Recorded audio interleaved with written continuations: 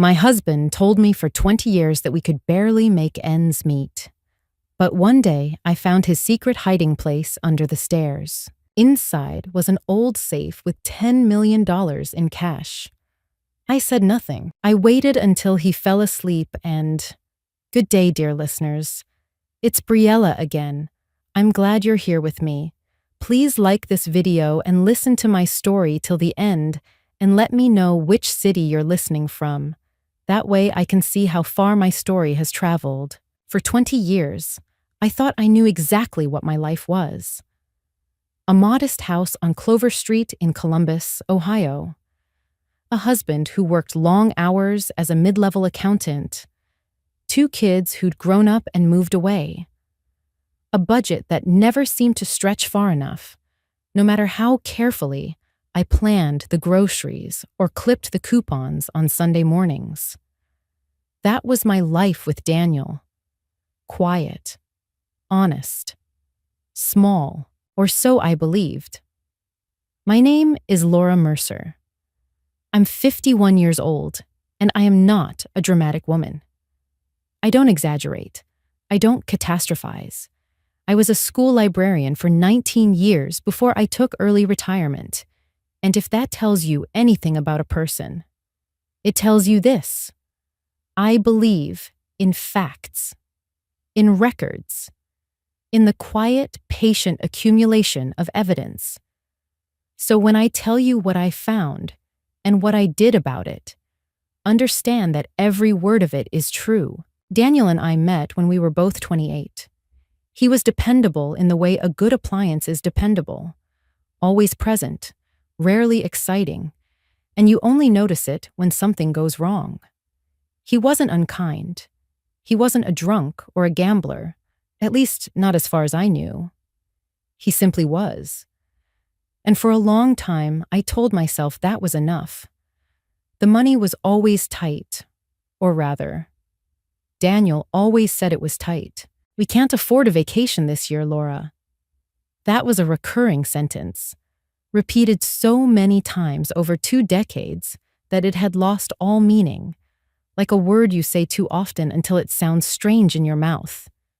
We couldn't afford to fix the back porch properly, so it warped and groaned every winter.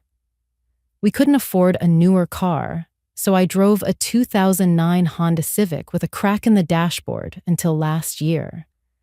We couldn't afford to help our daughter, Meg, with her student loans. And I watched her work double shifts at a restaurant for 3 years because of it.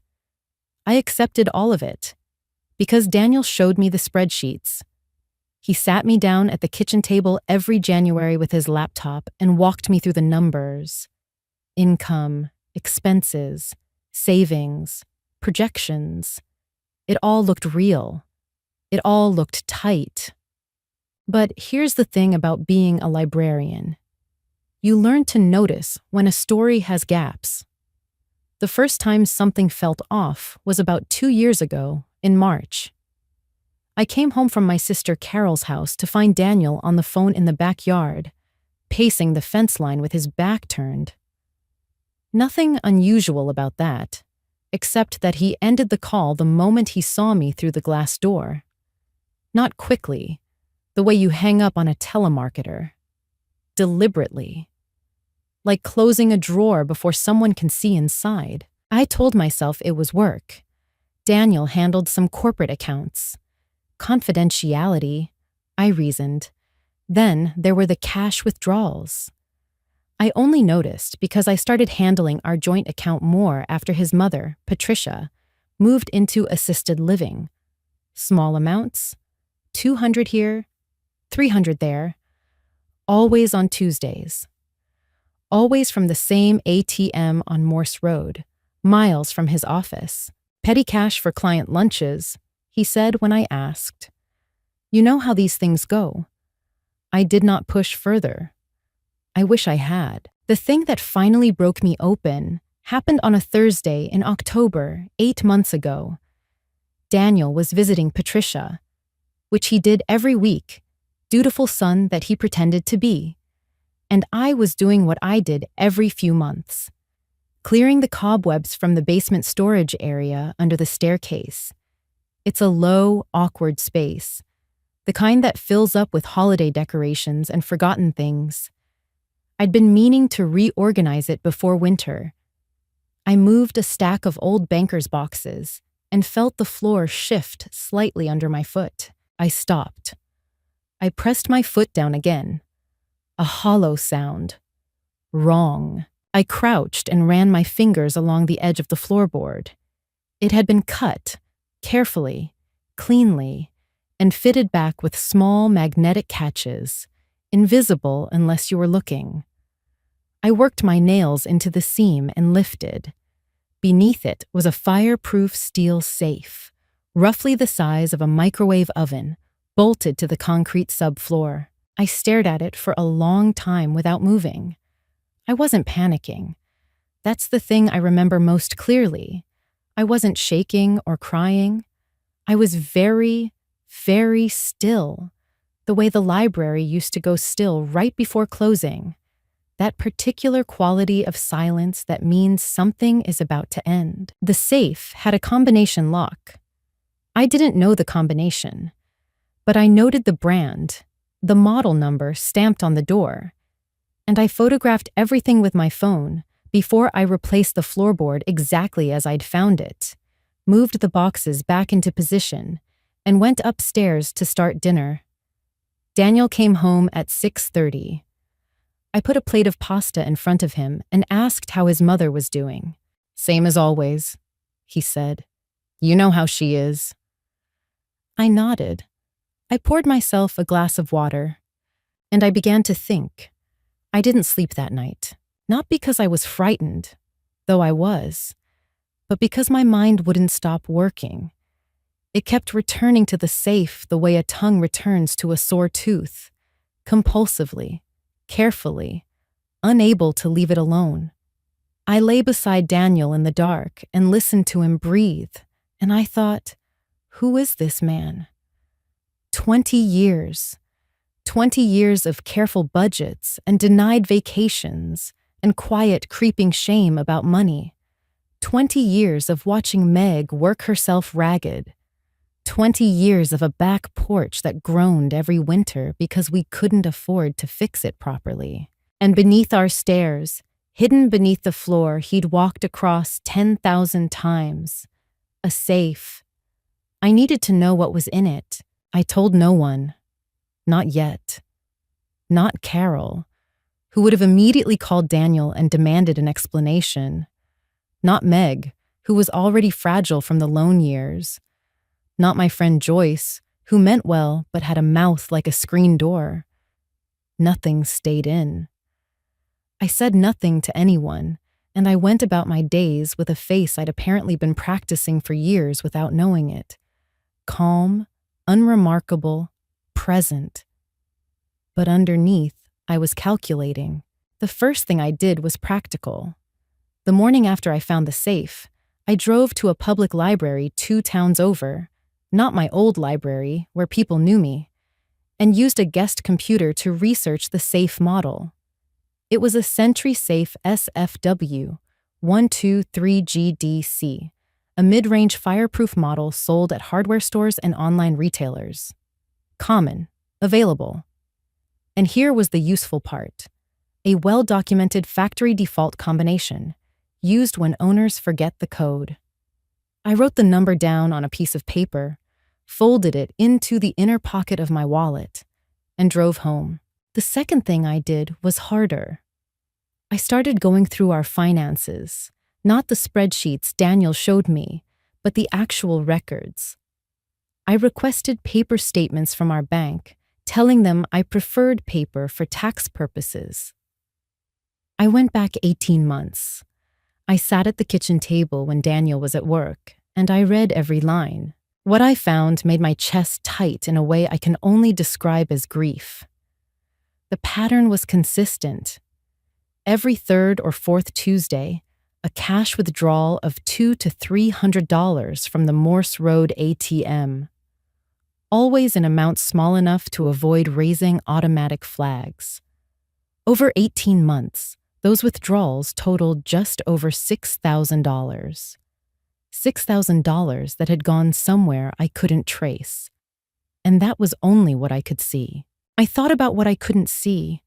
If there was cash in that safe, real cash, physical bills, it would leave no digital trail. It couldn't be traced through a bank statement. It existed outside the record entirely. That was the point. That had always been the point. For 3 days, I walked around with this knowledge sitting in my chest like a stone. I made dinner. I asked about his day. I laughed at something on television. And every night I lay awake in the dark and tried to understand what I was dealing with. Was Daniel hiding money from me? From the IRS? From both? Had he been doing this our entire marriage, or had something changed? Was there another person involved? Another account? Another life? Another woman? That last thought surprised me with how little it hurt. That was when I understood something important. I wasn't grieving my marriage anymore. I had already, somewhere in the past sleepless hours, accepted that it was over. What I felt now wasn't heartbreak. It was something colder and more focused. I will not walk away from 20 years with nothing. That was the thought that crystallized everything. I was 51. I had given up my career trajectory, twice moved cities for Daniel's job, managed our household, raised our children largely alone because he worked so hard. I had lived small because he told me we had to. And if there was money, real money hidden and hoarded, then half of it was mine by any moral and likely legal standard. I needed to move carefully. If Daniel suspected I knew, he could empty the safe, move the money, disappear it entirely. Cash is, by its nature, portable. I could not confront him. I could not let him see any change in me. I needed time, information, and someone I could trust completely. I thought about that last requirement for a long time. Then I remembered Karen Solis. Karen had been a colleague at the library, a quiet, meticulous woman who had left the profession to become a paralegal, and who had helped her sister navigate a complicated divorce 3 years earlier. Karen was discreet. Karen understood documents. And Karen, I knew, did not like Daniel. She'd met him twice at library events and told me afterward, with characteristic bluntness, "He talks over you, Laura. You know that, right?" I called her from the parking lot of a grocery store, so Daniel couldn't overhear. "Karen," I said when she picked up, "I need to talk to you. Not on the phone, in person." There was a short pause. How serious is this? I watched a woman push a cart across the parking lot, a small child riding in the seat, kicking his feet in the sun. "I found something," I said, "and I need to understand what my options are before I do anything." "Okay," Karen said quietly. "Come to my office, Monday morning, 9 o'clock. Don't tell Daniel." "I wasn't planning to," I said. I hung up and sat in the car for a moment with my hands in my lap. Then I drove home and made lunch. And when Daniel asked how my morning was, I told him it was fine. It was the first real lie I ever told him on purpose. It felt like the first honest thing I'd done in years. Karen's office was in a low brick building near downtown Westerville, the kind of place that housed insurance adjusters and notary publics, and quiet, serious people who dealt in paperwork and consequence. I arrived at 8:55. I wore the same cardigan I wore to parent-teacher conferences, neutral, forgettable, and I carried a folder with the bank statements I'd printed at the library. Karen was already there, coffee in hand, door closed. She looked at me the way people look at someone who has just walked in from the rain, with concern and without surprise. "Sit down," she said. I sat. I told her everything. The safe, the withdrawals, the 20 years of manufactured scarcity. I kept my voice even. I laid the bank statements on her desk in chronological order. Karen didn't interrupt. She read. She made small marks in pencil on a notepad. When I finished, she set down her pencil.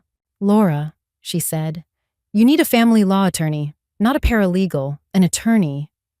"I know. I can give you a name. She's good. She doesn't gossip, and she doesn't settle unless the client tells her to." Karen paused. "Before you go to her, have you opened the safe?" "Not yet. Do it before you see her. Whatever is in there changes the picture entirely. Document everything you find. Photograph it. Don't remove anything.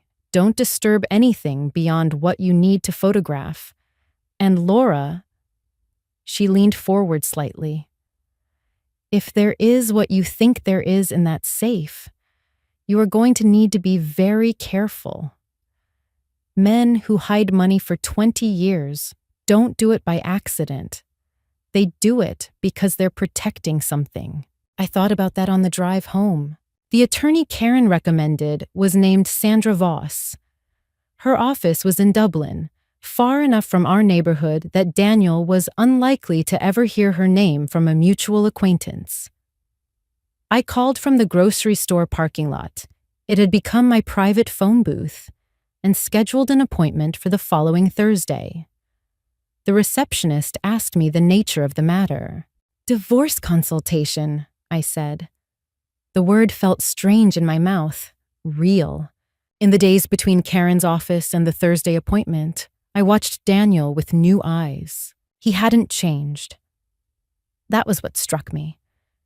He came home at the same time, ate dinner, watched television, went to bed. But I noticed things I'd been too accustomed to ignore. The way he angled his phone away when he typed. The way he took calls in the garage, door closed, even in November cold. The way his mother Patricia, when she called, always asked, "How are things at home?" in a tone that sounded less like affection and more like surveillance. Patricia had never liked me. I'd known that since the engagement. She was a small, composed woman from Cincinnati who had raised Daniel alone after his father left, and who had poured into her son a particular brand of devotion that left no room for a daughter-in-law. She called twice a week. She visited 6 times a year, and she always left our house looking as if she'd cataloged every room for future reference. The Wednesday before my attorney appointment, Daniel came home slightly later than usual and mentioned, casually, that he'd stopped by Patricia's facility to drop off some paperwork. "What kind of paperwork?" I asked, just as casually. "Just administrative stuff, power of attorney renewal." I nodded. I served dinner. That night, at 2 a.m, when Daniel's breathing had settled into its deep, regular rhythm, I got up. I went downstairs in socks. I moved the banker's boxes in the dark, working slowly, not using my phone light until I was inside the closet with the door nearly closed. I lifted the floorboard. The safe sat in its concrete hollow, exactly as I'd left it. I unfolded the paper from my wallet. The factory default for the Century Safe SFW123GDC is 0170. I entered it. The lock disengaged with a soft, mechanical click. I opened the safe. For a moment, I simply looked. There were stacks of bills, banded, organized, dense, all hundreds. I didn't count them that night, but even in the dim light of my phone, I could see there were many. Beneath the cash were 2 things: a brown envelope sealed with packing tape, and a small black notebook with an elastic band around it. I photographed everything: the cash, the envelope, the notebook, closed. I did not open either. I closed the safe, reset the combination, replaced the floorboard, moved the boxes, went upstairs, and washed my hands at the bathroom sink. I stood at the mirror for a moment and looked at my own face. There it is, I thought. There it all is. The next morning, I drove to Sandra Voss's office in Dublin and sat down across from a calm, sharp-eyed woman in her mid-40s, and I said, "I believe my husband has been hiding significant assets for most of our marriage. I have photographic evidence, and I'd like to understand what I'm entitled to and how to proceed without tipping him off." Sandra Voss looked at me for a beat. Then she opened a legal pad. "Start from the beginning," she said. Sandra Voss was not a warm woman. She was precise and methodical, and she did not waste words, which I respected enormously. Over 3 appointments in 2 weeks, we built a picture. Sandra brought in a forensic accountant, a quiet man named Gerald Webb, who wore reading glasses on a cord and spoke about hidden assets with the detached familiarity of someone who'd seen it many times before. Gerald requested access to the past 7 years of our joint tax returns, which I photographed from Daniel's files during his Saturday golf game. He requested all bank statements I could access. He explained, without drama, that the pattern of cash withdrawals I'd identified was a textbook method of slow asset concealment, and that the likely total, based on the safe's visible contents and the withdrawal pattern, could represent a deliberately structured parallel financial life. "Does he have a separate account somewhere?" I asked. "Almost certainly," Gerald said. "Possibly more than one. We'll find them."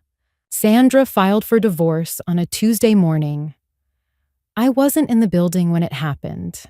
I was at Carol's house, drinking coffee and pretending to watch a home renovation program, because Sandra had told me to be somewhere I'd be remembered as calm and present. Daniel was served at his office at 11:15. I know this because Karen texted me a single word, "Done."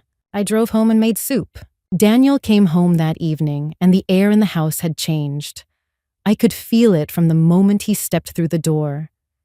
He stood in the kitchen doorway with the envelope in his hand, still in his coat, and he looked at me as if I had become a stranger in the space of a morning. "Laura." "Daniel." "What is this?" It wasn't a question. It was a statement being tested for reality. "It's a divorce filing," I said. "Sandra Voss is my attorney. You should get one as well." Something crossed his face that I hadn't seen before. Not anger, not yet. Something more controlled and more frightening. He set the envelope on the counter very carefully, as if it might detonate, and he said, "We need to talk about this privately, before anyone else gets involved." "Other people are already involved," I said. "That's rather the point of a legal filing." He left the kitchen. I heard him upstairs on the phone. I imagined who he was calling. I was right. Patricia arrived the following Saturday. She didn't ring the bell. She had a key, had always had a key, a fact I had resented for years and somehow never addressed. And she walked into my kitchen at 9 a.m. while I was having coffee, sat down across from me without being invited, and folded her hands on the table with the composure of someone who had been preparing this conversation for days. "Laura," she said, "I think you've made a very impulsive decision." "Good morning, Patricia. You've been under a lot of stress. I understand that. But dragging Daniel through a public legal process over 20 years of concealed assets," I said pleasantly, "over a safe full of cash hidden under the floor of our home." She went very still. There it was. She knew. Of course she knew. Patricia knew everything Daniel did, because Daniel told her everything, which meant she had known about the money, possibly for years. "That money," Patricia said carefully, "belongs to this family." "I am this family," I said. "I'm his wife of 20 years, which means half of what he has is legally mine. Sandra Voss has already begun the discovery process. Gerald Webb is going through our tax records. If there are accounts or assets that weren't disclosed on our joint returns, that's a matter the IRS will find interesting as well as the court. Something shifted in Patricia's face then, a kind of tightening around the eyes that I recognized as fear, briefly surfacing before she controlled it. "You don't know what you're getting into," she said. Her voice had dropped. There are people involved in some of his business arrangements who don't react well to interference. I'm telling you this for your sake, Laura. Drop this. Take a settlement. Be reasonable. I looked at her for a long moment. People who don't react well to interference. What was that supposed to mean? A threat? A warning? I filed it carefully in the same part of my mind where I kept the bank statements and the photographs of the safe. "Thank you for your concern," I said. "You can leave the key on the counter." She left without the key. She'd make a copy, I knew. I had the locks changed that afternoon. That evening, Daniel called and told me, very quietly, that I was making a mistake, that things would become complicated, that I should think carefully about what I was doing. "I have thought carefully," I said. "For about 20 years. I'm done thinking. I'm acting." I hung up. Then I sat in my car in the driveway for a while, because my hands were shaking and I didn't want to carry that into the house. A few days later, I drove to my sister Carol's house and spent the weekend doing absolutely nothing. We watched bad television. We cooked too much food. I slept 9 hours on Friday night, and on Saturday morning, I sat on Carol's back porch in an old sweater and watched the oak tree in her yard drop the last of its leaves. And I let myself feel, for just a little while, the terrible and particular sadness of realizing that the life you'd believed in had never quite been real. Then I came home. And I kept going. The offer came through Daniel's attorney, a man named Robert Cahill, who operated out of a glass and steel office in Columbus proper, and who, Sandra told me without inflection, was known for aggressive negotiation and slow disclosure. The offer was this: $250,000, the house, and the 2009 Civic. A clean settlement. No further discovery. No forensic accounting. Sign within 30 days, and the matter would be resolved quietly. I read it twice. Then I set it down on Sandra's desk and looked at her. "What does this offer tell us?" I asked. Sandra allowed herself a small smile. "It tells us there's considerably more than $250,000. That was my thought exactly. When you've lived lean for 20 years, when you've clipped coupons and driven a cracked dashboard Civic and watched your daughter work double shifts, $250,000 sounds like a lot. Once, it would have sounded like freedom. But the offer was too clean, too quick, too eager for silence. It was the offer of someone who needed the discovery process to stop before it found something larger. "Decline it," I said. Sandra nodded and made a note. In the weeks that followed, something interesting happened. The pressure from Daniel and Patricia became almost performative. Daniel started texting me, not the angry, cornered messages I'd expected, but carefully composed ones. "I've been thinking. Maybe we both made mistakes. Can we talk?" Then, a few days later, "Mom is really upset. She's not well, Laura. Think about what this is doing to her." Then, with escalating transparency, "I can offer you more. I want to do right by you. Can we meet in person?" Each message had the texture of a script. Each one was designed to pull at a specific thread: guilt, nostalgia, compassion, practicality. I recognized the mechanics of it because I had, after all, been a librarian. I knew how narrative manipulation worked. I knew that a story structured to make you feel responsible for someone else's distress was a story with an agenda. I didn't respond to any of them, but I'd be lying if I said they had no effect.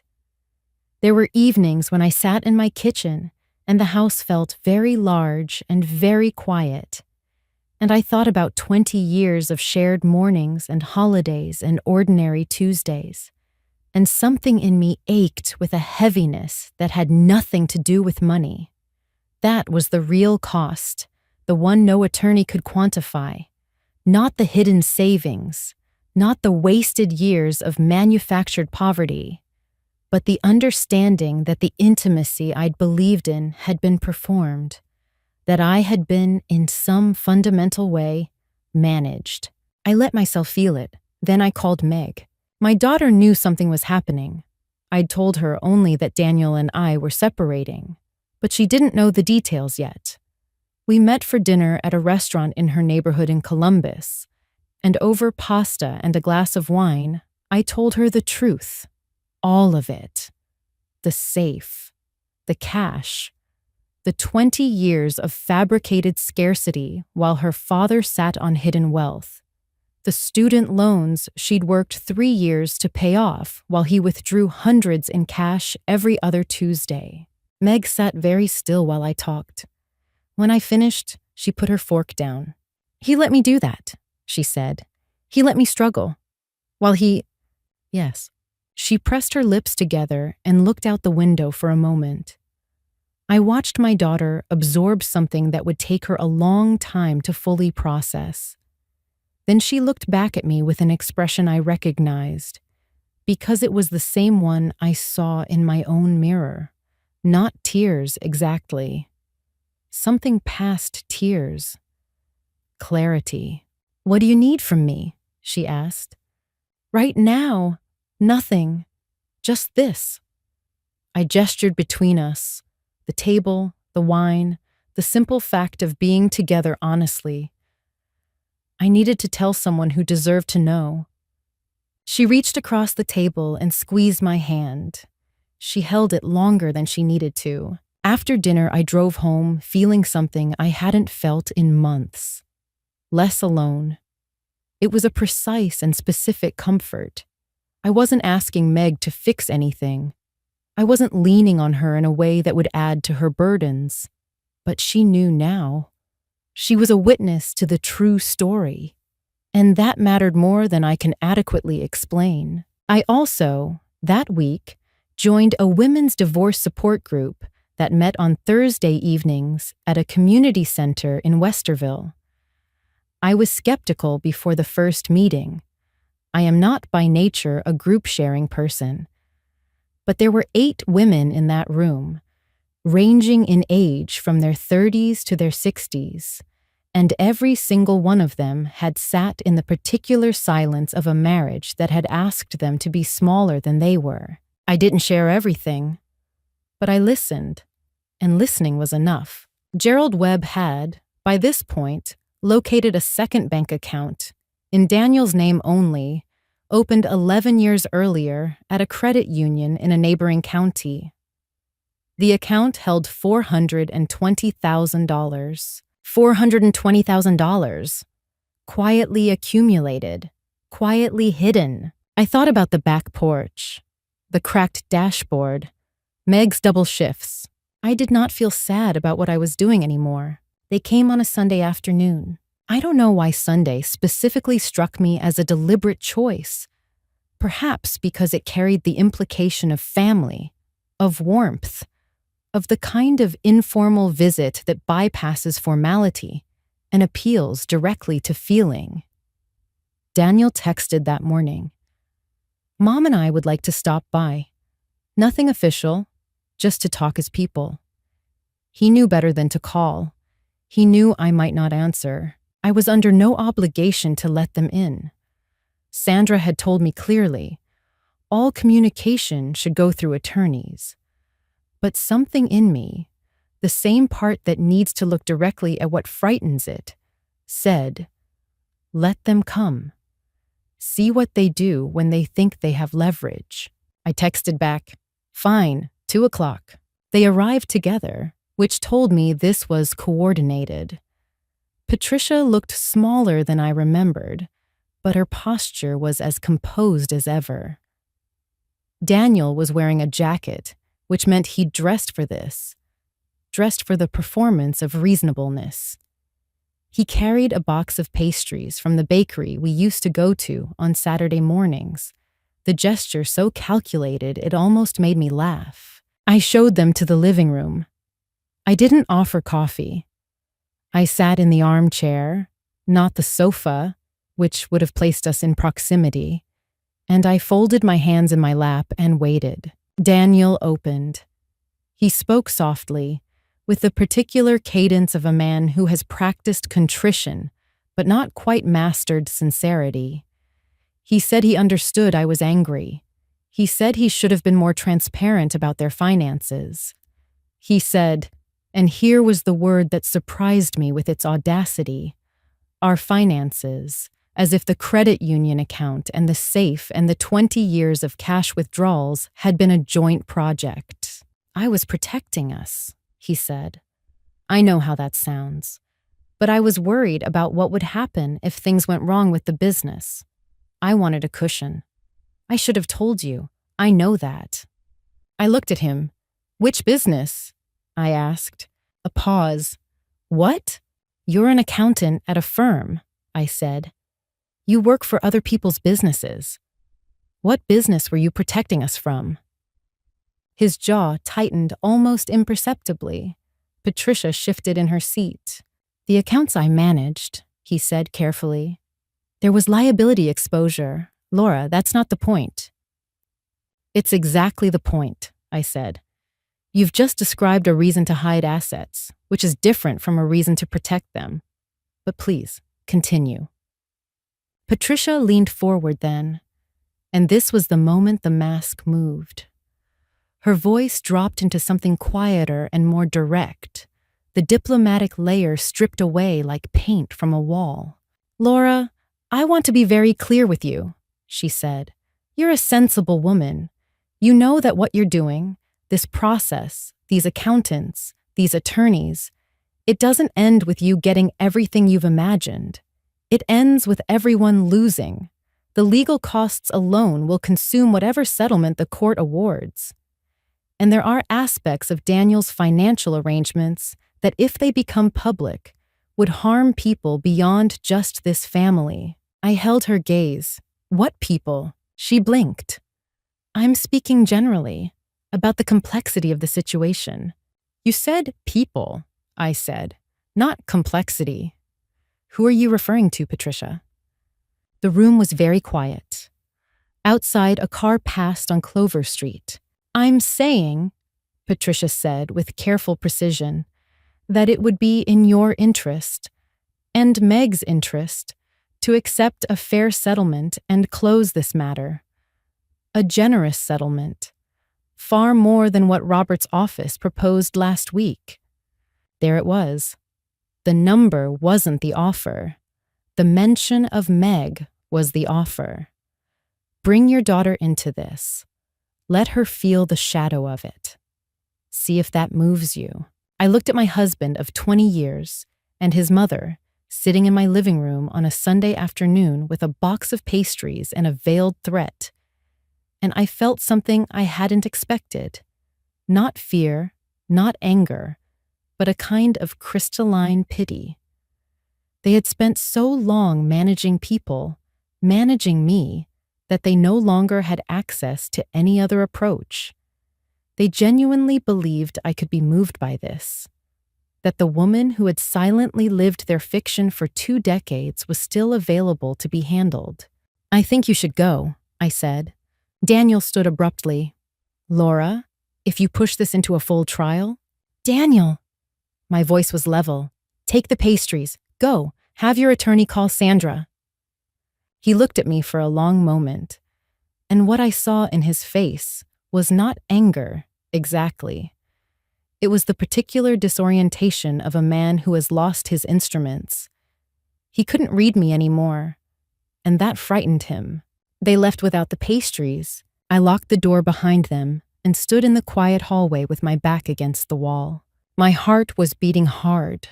My hands were cold. I'm not going to pretend I was fearless. The mention of people beyond the family, people who didn't react well to interference, lived in a part of my mind that I hadn't been able to fully close. I didn't know what it meant. I wasn't sure I wanted to know. But here is what I discovered. Standing in that hallway with cold hands and a fast heartbeat, the fear didn't stop me. It sharpened me. Like water finding its level, my resolve settled into something very still and very sure. I called Sandra that evening.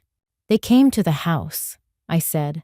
Patricia made a reference to third parties who might be affected by disclosure. Not specific, but deliberate. There was a short pause on Sandra's end. That changes the picture somewhat, she said. Let me make some calls tomorrow. What kind of calls? The kind, Sandra said evenly, that bring in people with badges. Sandra's calls took 11 days. During those 11 days, I went about my life with the surface calm of someone who has accepted a diagnosis and is waiting for the treatment to take effect. I went to the Thursday evening group. I had dinner with Meg again. I raked the leaves in the backyard and painted the trim on the back porch. The trim that had been peeling for 4 years because we couldn't afford a can of exterior paint. Gerald Webb, working alongside a forensic team that Sandra had quietly engaged, had by then produced a document that ran to 31 pages. It detailed, in the dry and devastating language of financial analysis, the following. A second bank account at the Crawford County Credit Union with a balance of $420,000. A third account held jointly by Daniel and Patricia Mercer at a private bank in Cincinnati with a balance of $280,000, and a series of payments from that joint account to a shell company registered in Delaware, the beneficial owner of which was Daniel Mercer. Patricia was not, it turned out, simply Daniel's mother and advisor. She was his financial partner. The people she'd referenced in my living room were, in the understated assessment of one of Sandra's contacts, likely investors in a scheme that had been quietly running for over a decade. A tax sheltering arrangement that had moved from aggressive to illegal somewhere around the time our daughter was struggling through her second year of restaurant work. The IRS Criminal Investigation Division opened a case on a Thursday morning. I was not present for that. I was told about it by Sandra, briefly, with the same spare affect she used for everything. It's moving, she said. Be available next week. The court date for the formal asset disclosure hearing was set for a Wednesday. I wore the dark blue blazer I'd bought specifically for this season of my life. Not expensive, but clean and well cut. The kind of clothes that say, I am someone who is taking this seriously. I sat in the courthouse on 5th Street with Sandra beside me, and I watched Daniel and Robert Cahill take their seats across the aisle. Daniel looked diminished. That was the only word for it. Not physically. He hadn't visibly changed. But there was a quality of compression to him, as if the space he occupied had quietly contracted. He didn't look at me when he sat down. Patricia was not in the courtroom. Her attorney, a separate attorney, not Cahill, had filed her disclosure separately, which Sandra explained was a tactical attempt to create distance between mother and son, to prevent what was happening to one from contaminating the other. It wouldn't work. The accounts were joint. The paper trail was shared. The judge was a woman in her mid-50s named Honorable Deborah Marks, who had, Sandra had told me, approximately 0 patience for non-disclosure. What happened in the next 90 minutes was, from the outside, undramatic. It was paperwork. It was financial schedules and exhibits and the quiet, formal language of the law. But what it meant, stripped of formality, was this. Daniel's carefully constructed parallel life was being unfolded in a public courtroom, line by line, before a judge who was reading every number.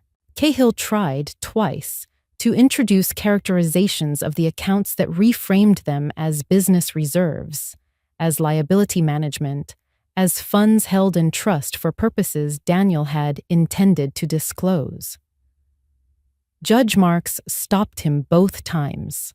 "Mr. Cahill," she said, the second time, with a patience that was clearly not patience at all, but its close, dangerous relative.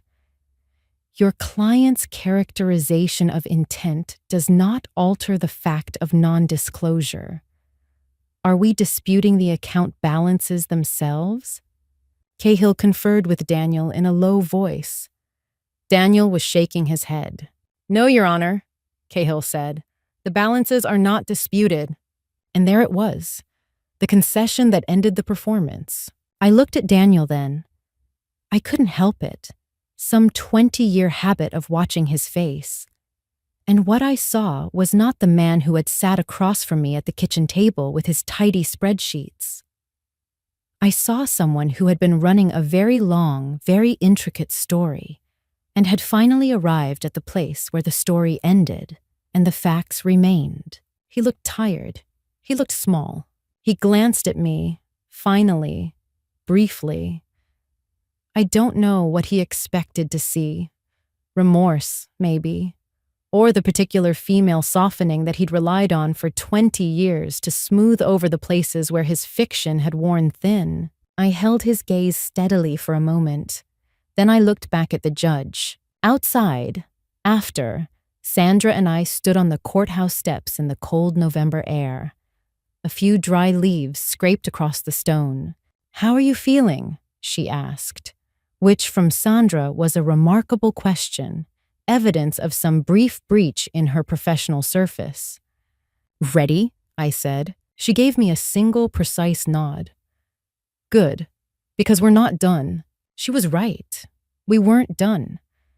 But for the first time in many months, I was walking towards something instead of away from it. The divorce was finalized on a gray afternoon in February. There was no ceremony to it, no dramatic confrontation, no tearful final conversation. Just papers, signatures, and the formal dissolution of a 20-year contract that had been, it turned out, built on a fault line.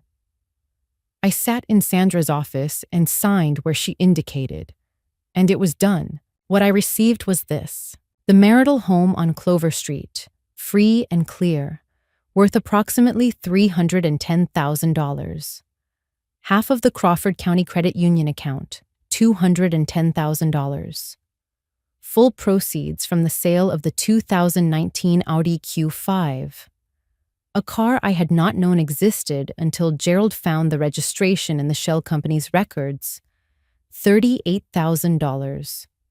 A lump sum payment of $175,000, representing my calculated share of the hidden cash, based on Gerald's conservative estimate of the safe's contents over the period of concealment.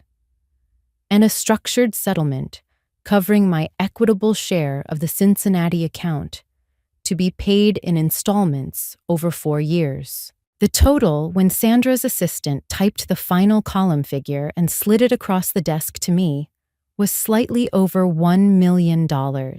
I sat with that number for a moment. $1 million. The back porch, the cracked dashboard, Meg's student loans, the vacations we never took, all of it compressed into a number that represented, in the cold mathematics of the law, 20 years of a life that had been edited without my knowledge. I didn't feel triumphant, not exactly. I felt accurate, as if a long and distorted picture had finally been corrected. Daniel's situation was not good. The IRS Criminal Investigation Division had completed their preliminary review and referred the matter to the Department of Justice. The shell company, it emerged, had been used to conceal income from 3 of Daniel's corporate clients, who had paid him for services rendered off the books for nearly a decade. The total unreported income was somewhere north of $800,000. That was a federal matter, and federal matters move slowly but conclusively. Robert Cahill had advised Daniel to cooperate fully with investigators, which he did, which also meant producing records that implicated Patricia. The Cincinnati account, opened jointly in 2009, had received transfers directly from the Delaware Shell Company. Patricia's position was, as Sandra put it with characteristic understatement, not comfortable. Patricia did not go to prison. She was 71 years old in assisted living, and her attorney successfully argued limited capacity.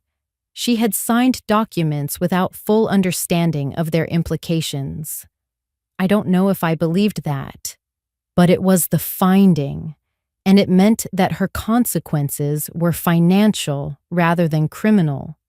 The joint account was seized as part of the federal investigation's asset forfeiture, and what remained after legal fees was significantly less than what she'd spent years accumulating. Daniel pled guilty in November of the following year to 2 counts of tax evasion. He was sentenced to 18 months in federal prison, with credit for cooperation and time served. He would be required to pay back taxes, penalties, and interest totaling just over $1 million, which, when added to the divorce settlement, meant that the elaborate financial architecture he'd spent 20 years constructing was entirely dismantled. I was not at the sentencing. I didn't need to be. What I needed, and what I had by then, was a life that was mine and accountable to no one's fiction but my own. Meg and I sat in the backyard on a warm Sunday in March, the month after the divorce was finalized. She had paid off the last of her student loans 2 months earlier. I had insisted, and she had, after considerable argument, allowed it. The back porch had been properly repaired and painted the previous autumn. A small thing, but one I thought about more than I could easily explain. "How do you feel?" Meg asked, in the same tone people had been asking me this for months, cautiously, as if I might suddenly collapse now that the urgency was over. I looked at the backyard. A neighbor's dog was barking somewhere. The sky was very blue. "Good," I said. And I meant it simply, without qualification. Not fine or managing or getting there. Good. Factually, specifically good. Meg leaned her head against my shoulder, briefly, the way she used to do when she was small. Then she straightened up and reached for her coffee. "He thought you were just going to keep being quiet," she said. "Yes," I said, "he did." "Why did he think that?" I thought about it.